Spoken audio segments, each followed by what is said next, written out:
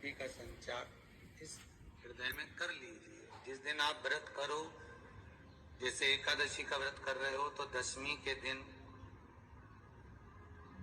शाम का समय जब आवे, रात्रि जब होने लगे, शाम का समय आवे और रात्रि का आप जब भोजन ग्रहण करो तो उस भोजन में कोई ऐसा पदार्थ ग्रहण मत करिए जिस पदार्थ के कारण आपकी एकादशी बिगड़ जाए।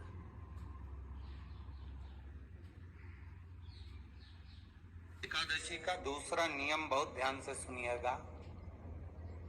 जिस दिन आपकी एकादशी का व्रत हो उस दिन प्रयास करिएगा कि अपने हाथ से किसी भी वृक्ष की कोई पत्ती टूटे ना। अपने हाथ से किसी भी वृक्ष की, पौधे की, किसी भी वृक्ष की पत्ती अपने हाथ से ना टूटे। बहुत ध्यान दीजिएगा महाराज। एकादशी का ये दूसरा नियम है कि अपने हाथ से किसी पौधे की, किसी वृक्ष की, किसी डाली की कोई पत्ती टूटे ना, कोई पत्ती ना टूटे, इसका प्रयास करिए।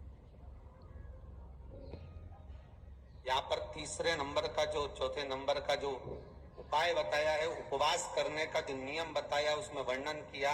एकादशी के दिन अगर आपका व्रत है तो आप भूलवश भी डब्बे में रखी हुई रोटी गाय को ना देते हुए कुछ थोड़ा सा फल, फलहार, कोई केला, कोई सेब, जो आप खाते हो, अंगूर, पपीता, जो आप ग्रहण कर रहे हो, उसका थोड़ा सा भाग आप गाय को प्रदान करो। ओम नमः शिवाय।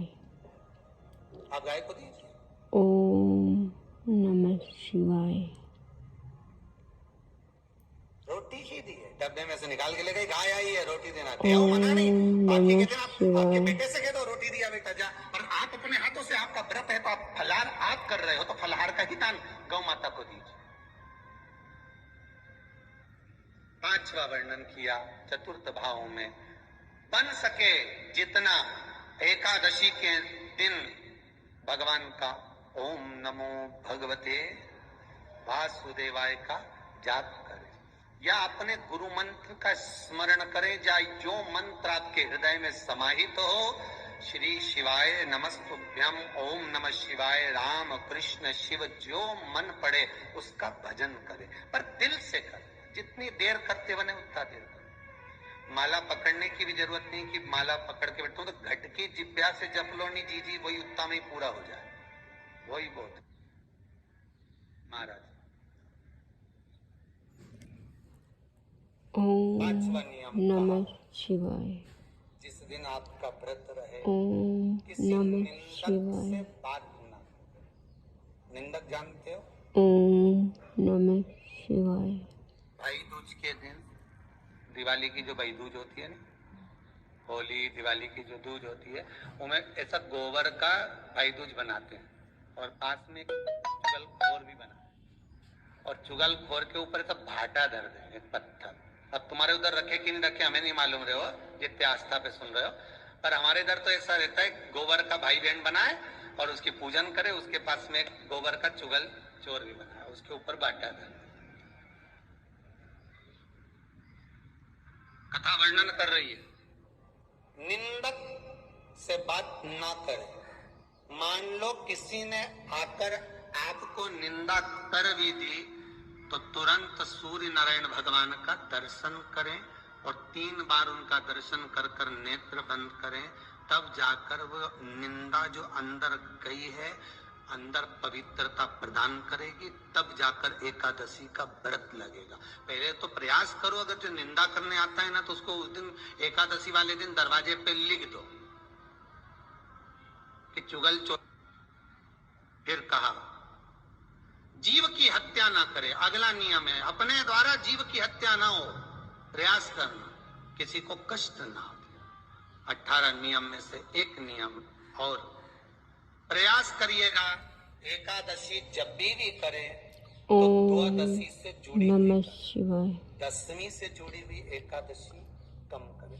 जो ओम वैष्णवों की एकादशी कौन सी होती है? जो एकादशी एकादशी द्वादशी से जुड़ी हो। ओम नमः शिवाय। दशमी से जुड़ी हुई एकादशी व्रत कहलाती है और पुण्य फल प्रदान कर कर वैष्णवों को भगवान के चरण में छोड़ आती है। इसलिए एकादशी द्वादशी से जुड़ी हुई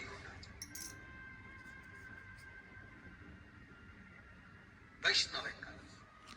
फिर अगला वर्णन किया गया महाराज, शास्त्र कहता है, अगला वर्णन जो किया गया उसमें बताया,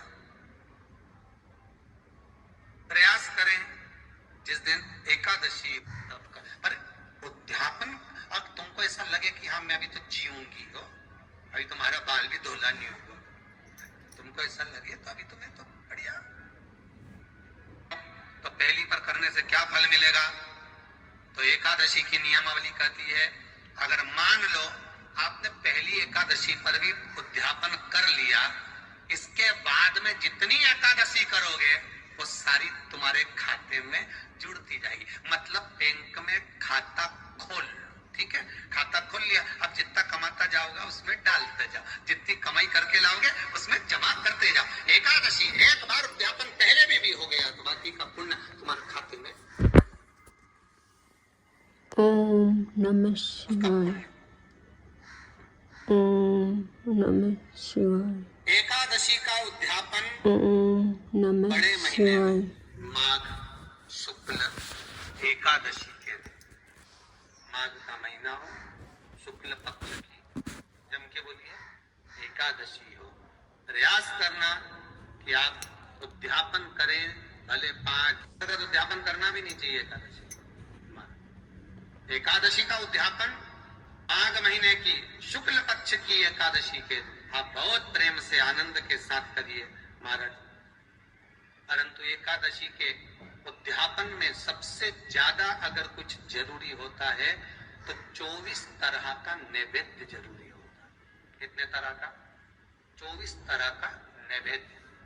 अब आप कहोगे गुरुजी उद्यापन हम कर रहे हैं एकादशी का, तो उसमें तो फलहार का हमें नैवेद्य बनाना चाहिए। तो फिर ये पुराण के अंतर्गत स्कंद पुराण में ये चीज लिखी है कि एकादशी का जब उद्यापन करते हैं तो 24 तरह का नैवेद्य बनाकर सिद्ध करते हैं। 24 तरह का नैवेद्य जान रख लेना, हलवा बना लो, खीर बना लो, पूड़ी बना लो, सब्जी बना लो, पकौड़ा बना लो, भजिया बना लो, ऐसे 24 तरह का नैवेद्य अलग अलग चाहिए। पर लोग क्या करते हैं, खोपरा पाक बनवा लेते हैं 1-2 किलो और 24 जगह रख देते हैं। स्वीकृत नहीं, 24 तरह का नैवेद्य रखा जाता। बुलाकर कर्मकांडी ब्राह्मण को बुलाकर जो भगवत सेवा में एकादशी का उद्यापन कराए, उन ब्राह्मण के चरणों को नमन कर कर, प्रणाम कर कर एकादशी का पूजन करवाइए और उस मंडल की पूजन कराकर हवन द्वादशी को कराइए।